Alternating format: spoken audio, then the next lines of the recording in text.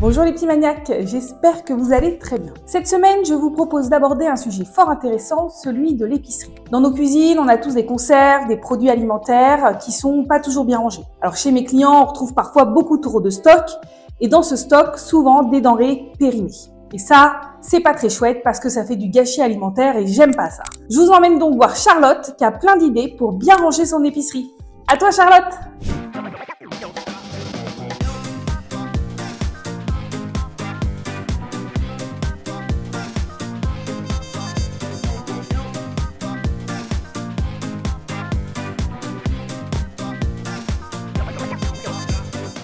Merci Pauline. Aujourd'hui les petits maniaques, je vous emmène avec moi pour ranger l'épicerie salée.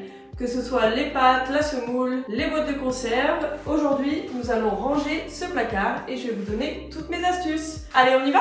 La première étape est de tout sortir. Oui, on va tout vider du placard.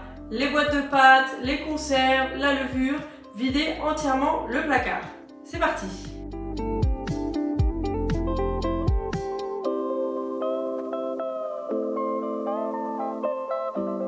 Maintenant que tout est sorti du placard, on va pouvoir trier. Le but c'est de trier par catégorie. Les pâtes avec les pâtes, le riz avec le riz, les sauces avec les sauces, les conserves avec les conserves. À cette étape, on va surtout supprimer tout ce qui est périmé, ce qui est abîmé et ce qu'on n'utilise pas. Comme ça, ça va nous permettre de garder que l'essentiel et uniquement ce dont on a besoin.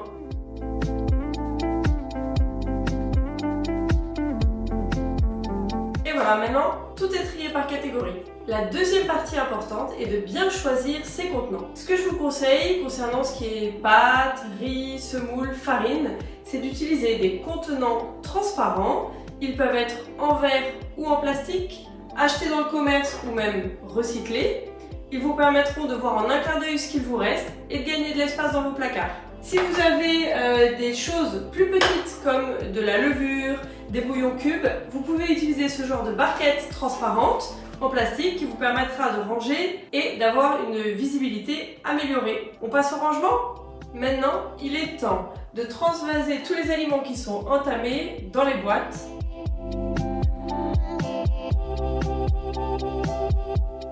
Et la troisième étape, chez By Pauline, vous la connaissez bien, c'est l'étiquetage, ou plutôt chez nous l'identification. Deux solutions, soit coller une étiquette sur les contenants transparents, soit avec ce marqueur blanc, pouvoir noter les informations importantes.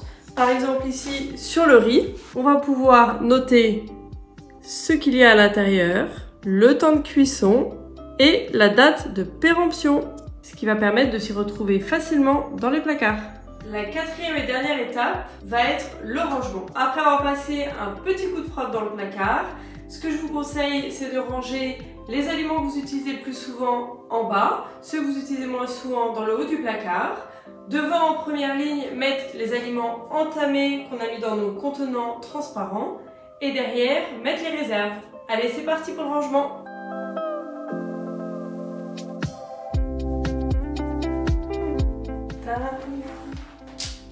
Pauline, c'est à toi de jouer maintenant. Merci Charlotte, c'était très intéressant, tu nous as donné plein d'idées. On va retenir les 4 étapes principales, comme d'habitude. La première, il faut trier et désencombrer. Il y a forcément des denrées qui sont périmées, donc à jeter, ou des denrées que vous n'aimez pas et que vous ne mangerez jamais, donc vous pouvez également les donner, soit à d'autres personnes, soit dans des associations. Deuxième point, il faut trouver les bons contenants. Donc effectivement, les pots en verre, c'est l'idéal, mais on peut aussi faire avec des gros pots de confiture, des gros pots de cornichons, ça marche très bien.